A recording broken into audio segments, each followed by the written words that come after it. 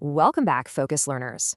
Today on The Explainer, we're breaking down a massive geopolitical shift, and we are doing it by looking straight at the direct source data.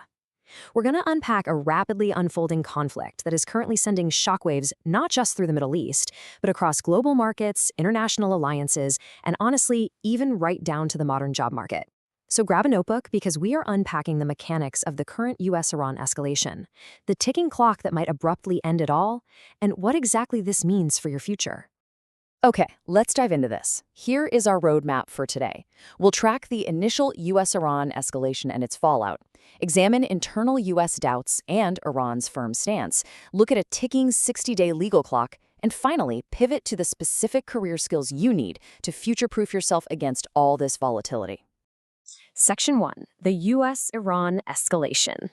So to really understand the massive global impacts we're seeing today, we first have to look at the catalyst. The spark that set off this entire chain reaction in global geopolitics can actually be traced directly to a specific social media post.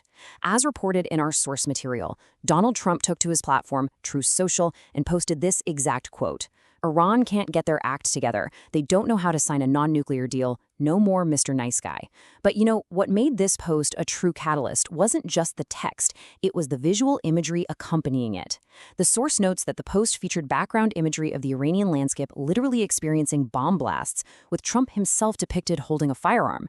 This direct messaging from U.S. leadership essentially served as a highly visible, highly aggressive starting gun, signaling that diplomatic avenues were closing and direct confrontation was definitively beginning.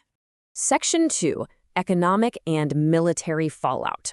And this brilliantly illustrates how a single digital post and a shift in policy can instantly ripple out into the real physical world. Let's look at the immediate economic fallout. The source data points to a highly disruptive blockade at the Strait of Hormuz. Because reports indicate this blockade is going to be extended for months, we are seeing intense, massive pressure on global energy markets. Specifically, Brent crude oil prices have rapidly spiked to $71 per barrel. And the economic instability doesn't stop there, right? This is happening concurrently with the UAE's significant move to leave OPEC+, which is the highly influential global oil cartel. When you combine an extended blockade of a major global shipping artery with vital shifts in oil alliances, the stability of the entire world economy comes under serious threat. Now, over on the military side of the fallout, the numbers are absolutely staggering. U.S. Secretary of War Pete Hegseth recently appeared before Congress with a massive new defense budget ask, $1.5 trillion. Just to put that into perspective for a second, the baseline defense budget was hovering right around the $750 billion mark. They are effectively asking to double it overnight. Hegseth explicitly stated that this immense hike is required if the United States is to maintain the world's most dominant military across multiple complex environments. But what exactly is that $1.5 trillion buying? Well, according to the source, this isn't just about maintaining current defenses. This budget hike, which, by the way, is the largest we've seen since World War II, is explicitly earmarked for major offensive capabilities. They're purchasing whole new fleets of ships, acquiring highly advanced fighter jets, and investing in a massive defensive network referred to as the Golden Dome anti-missile system. By looking at these specific acquisitions, we can clearly see a blueprint for a long-term, highly resourced military posture that goes way beyond simple border defense. Section 3. Internal doubts and allies. While those budget asks are bold, our source material reveals that the internal reality might be a whole lot more fractured. Let's shift our narrative inward to look at the cracks forming within the U.S. administration and across NATO. Behind closed doors, there is a stark contrast happening. On one side, you have the Pentagon's public projections, which tend to be pretty optimistic about their successes against Iran. But on the flip side, the source reports that U.S. Vice President J.D. Vance is raising some serious private concerns. Vance is reportedly questioning whether the Pentagon is exaggerating their success and, more crucially, underestimating the heavy damage sustained by U.S. bases in the Middle East. There are real fears that the U.S. will have to spend billions of dollars and take years of effort just to repair these military installations. On top of that, Iranian missiles and drones have caused significant damage to cities in allied nations like Saudi Arabia and the UAE. Vance fears the U.S. might be forced to provide massive economic aid packages to bail these countries out of the war's destructive fallout. Now, what's really interesting here is the international isolation the U.S. is currently facing. Historically, the U.S. leans heavily on NATO allies during Middle Eastern conflicts, but not this time. Just listen to this quote from UK Prime Minister Keir Starmer. I will never let this country be dragged into a war that is not in our interest.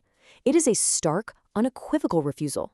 Key NATO allies like the United Kingdom and France are stepping way back, viewing this as a deeply problematic entanglement, which is leaving the U.S. to shoulder the burden almost entirely alone. Section 4, Iran's firm retaliation stance. To fully grasp this conflict, we objectively need to examine the perspective of the Iranian leadership and their capacity to sustain this fight. The message coming out of Iran is incredibly clear. They're preparing for a marathon, not a sprint. Iranian MPs have publicly claimed that their stockpiles of missiles and drones are vast enough to sustain a war for years, and they seem entirely unfazed by the U.S. threat of a months-long blockade. They're adamantly refusing to end the conflict on unfavorable terms. As their official stance dictates, the negotiation table is not a place of compromise and humiliation. So, for anyone out there hoping for a quick diplomatic resolution, this deeply entrenched position signals that a fast, easy exit is highly, highly unlikely. Section 5, the 60-day legal countdown. With the war showing absolutely no signs of slowing down organically, we have to look at a literal ticking clock mechanism built directly into U.S. law. This could change everything overnight. The 1973 War Powers Resolution Act maps out a very specific timeline. Under U.S. law, a president can initiate military action and run a war for 60 days without the official approval of Congress. If there's a severe, immediate threat to national security, that can be extended to a maximum of 90 days. But right now, that 60-day clock is loudly ticking toward its deadline. The source material notes that political opposition, specifically Democrats led by figures like Chuck Schumer, are gearing up to force a congressional vote right at that 60-day mark. They're going to ask the representatives to vote on whether Americans actually want this war. If that vote happens, and if the current administration loses it, the president's hands are legally tied. The war would have to be abruptly ended, regardless of whatever military strategies are currently in play. It's a massive political wildcard. Section 6, Career Skills for New Jobs. Let's move to and see how this builds into something that impacts you directly on a micro level. The source text takes a fascinating pivot here, moving from global geopolitical shockwaves directly into pragmatic personal advice. It concludes that in a world facing unpredictable energy prices and geopolitical instability, your absolute best defense mechanism is future-proofing your career. They highlight a massive surge in what they call new age job sectors. We're talking about digital data, cybersecurity, data science, and business analytics. According to the source, securing rigorous IBM-backed certifications in these highly in-demand fields is the most reliable way to thrive, regardless of what the broader global economy is doing. In fact, they cite that over 100 individuals secured their first jobs in just the last 2 months by pivoting into these exact skill sets. To facilitate this kind of career transition, the source material specifically outlines a really straightforward 3-step process designed by Career 247. Step 1, they suggest applying using the code PD10 to secure a discounted rate. Step 2, you commit to the process, completing the certification course with 100% attendance and dedication. Step 3, upon completion, Career 247 guarantees at least 3 job interviews in your chosen field. That dramatically increases your prospects of landing that crucial first role to kickstart your career progress. So, the crucial point is this. We're watching a deeply interconnected world react to a singular escalation. From Trump's social media post, to the $1.5 trillion military budget, to the ticking 60-day legal clock that might end it all, the macro-level events are undeniably massive. But as the source material brilliantly reminds us, these macro events eventually hit the micro level, our economies, our markets, and our own personal livelihoods. As that 60-day deadline rapidly approaches, how will you prepare?